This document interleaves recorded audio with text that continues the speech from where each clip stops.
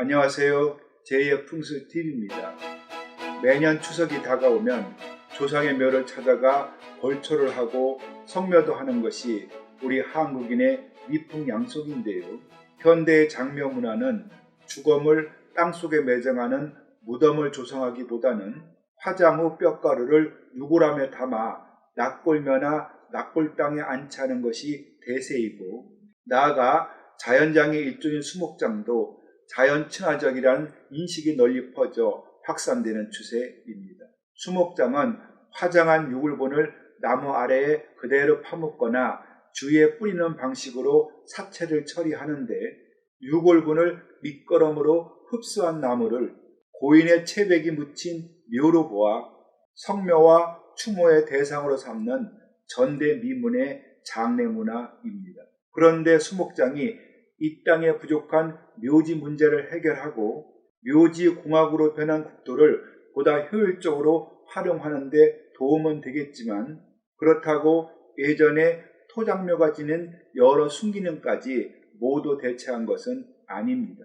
즉, 죽은 사람을 위해 땅을 적게 내주고 후손들이 묘를 관리하는 편리성은 크지만, 조상과 후손 사이에 마땅히 교감해야 할 추모의 정, 그리고 묘를 찾고 관리하며 돈독해지는 가족 간의 유대감은 약화시키는 것이 사실입니다. 그런 전통 상례와 정반대의 수목장이 한국의 새로운 장례 문화로 뿌리를 내리려면 어떤 의식이 한국인의 머릿속에서 바뀌어야 하고, 또 격식 있는 장례와 제사를 지내려면 무엇을 더 고려해야 하는가를 알아봅니다.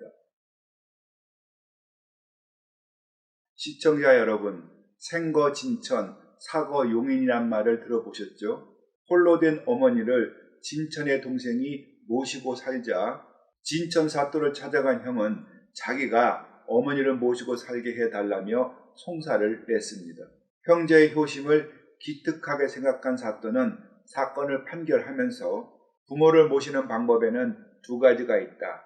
그것은 살아생전에 모시는 것과 죽은 뒤 제사를 지내는 것이니, 살아서는 진천 동생이 모시고 죽은 뒤에는 묘를 용인해 두고 형이 제사를 지내라고 말했습니다. 그런데 이 얘기가 와전되어 용인의 명당이 많다는 뜻으로 아는 사람도 많습니다. 그렇지가 않습니다. 자, 한국은 매년 28만 명이 사망하고 장묘 문화가 매장에서 화장으로 급격히 바뀌더니 요즘은 수목장을 하겠다는 사람도 많습니다.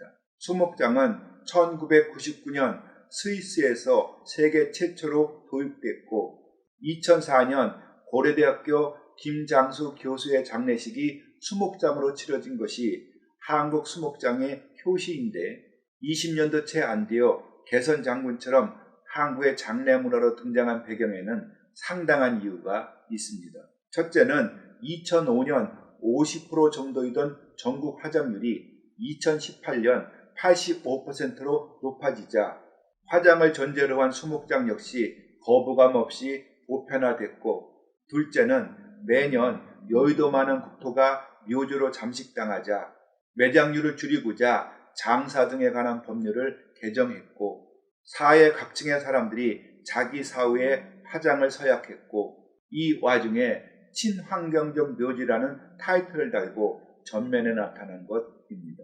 물론 수목장을 하면 산림의 훼손이 없고 묘의 조성이나 벌초, 관리 등에 드는 계속적 비용도 작습니다. 그런데 노인들이 수목장을 선호하는 가장 큰 이유는 자기가 죽은 뒤 그 자식들이 조상묘를 자주 찾아가고 또 제대로 관리를 할까 하는 걱정이 많고, 그래서 후손에게 맡기지 않고 자기가 직접 조상묘들을 깨끗이 정리하겠다고 결심하기 때문입니다. 결국 수목장은 자연 파괴적인 우리의 장례 문화를 혁신적으로 바꿀 수 있는 최적의 장례 방식이고, 나아가 묘의 조성과 관리에 따른 경제적 부담까지 줄여주는 현실적이고 공감하는 효과가 커 점차 확대된 것입니다. 그렇지만 선사시대부터 현대까지 전통 상례로 쭉 이어온 매장묘가 편리하다, 돈이 적게 든다, 깨끗하다는 이유로 수목장으로 바뀌려면 수목장에 대한 국민들의 의식구조, 특히 수목장으로 부모를 장사 지내도 자손으로서 조상을 숭배하는 사상에 하등 잘못이 없다는 공감이 우선돼야 합니다. 지금도 누가 부모를 수목장으로 장사를 치른다고 하면 대놓고 말은 하지 못하지만 인상을 찌푸리는 사람도 많습니다. 뭔가 마음에 안 든다는 뜻일 텐데 만약 공감 형성이 어렵다면 유교적 체면을 중시하는 우리의 국민성을 생각할 때 수목장은 가난한 사람들만의 장례로 인식되고 사회에서 지탄을 받을 수도 있습니다. 그래서 우선 장례에 대한 전통 의식을 되짚어 보고 그 의식과 수목장이 서로 상충되는 점은 무엇인가를 찾아내고 그리고 수목장이 새로운 장례 문화로 수용되려면 어떤 방식으로 접근해야 되는가를 짚어봅니다. 자, 혼비백산이라는 말이 있습니다. 사람이 죽으면 영혼은 하늘로 날아가서 저승에 살고 땅 속에 매장된 시체는 바람에 의해 그 형체가 없어진다는 뜻입니다. 물론 억울하게 죽은 사람은 그 혼이 저승으로 가지 못하고 구천을 떠돈다고 하지만 전통 사상은 사람의 혼백, 즉 넋은 시체, 묘, 뼈 등에 머물지 않고 고인의 관등 성명이 적힌 신주에 머문다고 믿었습니다. 진짜 그럴까요? 제사를 지낼 때 향불을 피우면 저승에 있던 조상의 혼백이 향불을 따라 사람이 사는 이승으로 내려와 제사상 앞에 세운 지방에 머물고 절에 신주를 모시면 혼백은 역시 그 절의 신주에 머문다고 봅니다. 결국 사람이 죽으면 혼백과 시체는 서로 떨어져 존재하고 제사를 지낼 때만 혼백이 이승으로 내려와 제사 음식을 흠양하고는 제사가 끝나면 다시 저승으로 날아간다고 믿는 것이 제사입니다. 그럼 혼백이 머물지 않는 그저 죽음인 시체 그리고 시체를 매장한 묘를 왜 중요하게 여겼을까요? 이것은 혼백이 그 묘 안에 있다고 생각해서가 아니고 유교의 효사상 때문입니다. 효는 만행의 근본이라고 여겨 살아계실 때도 부모를 잘 섬겨야 하지만 돌아가신 뒤에도 묘를 잘 돌보는 것이 자식의 도리라고 생각했습니다. 이것은 묘는 부모가 죽은 뒤 사는 집, 즉 유택이고 또 추모하는 시설이니 묘가 무너지거나 산 짐승이 시체를 훼손한 것을 막아야 효를 다한다고 봤고 그래서 부모가 죽으면 묘 옆에 초막을 짓고 3년 동안 묘를 지키며 사는 시묘살이가 양반계층의 장례 풍습으로 자리를 잡았습니다. 또 다른 이유는 매장된 뼈가 황골이 되어 깨끗이 보존되면 영혼이 편안하고 후손도 음덕을 입어 복을 받는다는 풍수사상 때문인데요.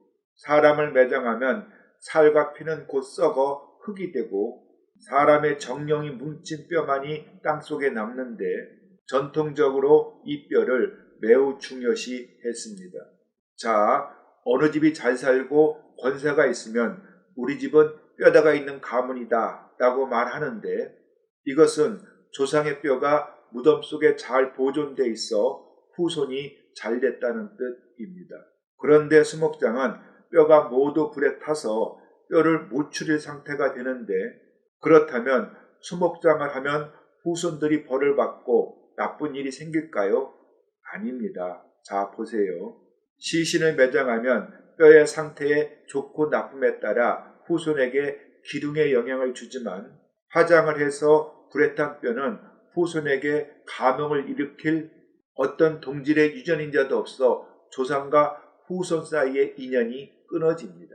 그래서 화장은 후손에게 좋을 수도 있고 나쁠 수도 있는데 먼저 매장할 묘지가 흉지였고 그래서 매장을 하지 않고 화장을 했다면 훗날 묘로 인해 후손이 겪을 여러 불행의 근원을 없앤 것이고 반대로 묘를 명당에 쓸 상황이었는데 화장을 했다면 묘의 발복으로 후손이 부귀를 누릴 행운을 잃게 됩니다. 그런데 현대의 묘지 사정을 돌아보면 발복이 보장된 명당보다는 불행이 예고된 흉당이 더 많으니 흉한 곳에 묘를 쓰기보다는 차라리 화장을 더 권합니다. 자, 조상의 혼백은 평소에 저승에 머물다가 제사를 지내는 시간에만 집 또는 절의 신주에 머무니 때에 따라 제사를 잘 지내면 영혼은 편안할 것입니다. 그리고 영혼이 깃들지 않고 불에 탄 육을 보는 나무가 흡수해도 후손에게 어떤 영향도 미치지 않습니다. 그래서 수목장은 후손에게 어떤 영향을 미칠까 하는 것보다는 추모목을 어떻게 선정하고 또 관리할까를 더 고민해야 합니다. 유골분을 묻은 추모목 역시 고인의 영혼이 머물지 않고 제사를 지내기 위해 추모목에 지방을 붙인 뒤 향불을 피우면 그때에만 영혼이 잠시 머물며 제사 음식을 흠양합니다. 만약 제사는 집이나 절에서 지내고 단순히 추모목을 찾는다면 이것은 묘 또는 나무를 돌보는 행위에 불과할 뿐 조상과의 교감은 없는 성묘입니다. 그럼 왜 추모목이 중요할까요? 묘는 한 사람이 이 땅에 살았다는 확실한 증거이고 그를 기억하는 사람에겐 추모의 여지를 남겨주는 최소한의 유품입니다.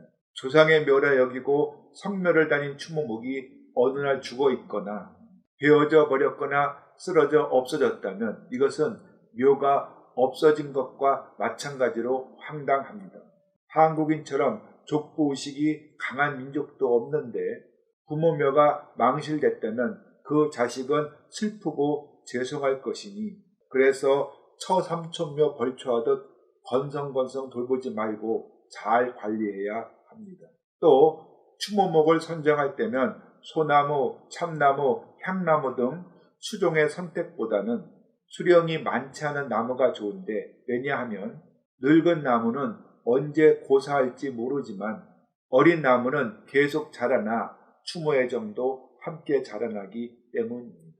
자, 수목장은 땅의 효율적 이용, 관리 비용의 절감, 편리하고 깨끗하고 자연 친화적이라 선호되지만 한국인의 의식 속에 잠재된 묘라는 실체가 없으니 조상에 대한 숭배 사상 또는 추모의 정은 세대가 지나갈수록 멀어질 것입니다. 아마 부모의 추모목은 잘 돌보겠지만 조부모 이상의 나무는 성묘도 관리도 하지 않을 것이 뻔합니다. 이 바쁘고 자기만 아는 세상에 누가 증조부모, 고조부모의 추모목을 찾아가 성묘를 하고 돌보겠습니까? 바랄 것을 바라야지요. 또 다른 문제는 우리의 미풍양속에 한식되면 가족들이 가까운 조상묘를 찾아가 성묘를 하고 추석 되면 친척들이 모여 조상묘를 함께 벌초하고 음력 10월이 되면 문중이 모여 먼 조상님들께 시향을 지내왔는데 이 풍습은 가족, 친척, 문중 안에 끈끈한 유대감을 키우는데 공헌을 했습니다. 그런데 수목장은 조상의 묘를 돌봐야 한다는 후손의 도리를 필요 없게 만들고 또 친척 간의 정기적인 모임도 없애버려 훗날에는 나의 친척이 누구인지도 모르게 만들 것이고 나아가 묘를 찾고 관리하며 돈독하게 키워왔던 가족 간의 살가운 정도 사정없이 약화시킬 것입니다. 네, 맞습니다. 세상이 더욱 도시화와 핵가족화가 될수록 전통묘는 쓸 땅이 없고 또 대를 이어 묘를 관리할 후손도 없으니 수목장은 점점 확대될 것입니다. 그렇지만 수목장을 해도 나를 낳고 길러주신 부모와 조상을 숭배하는 마음만은 대대로 이어갔으면 좋겠습니다.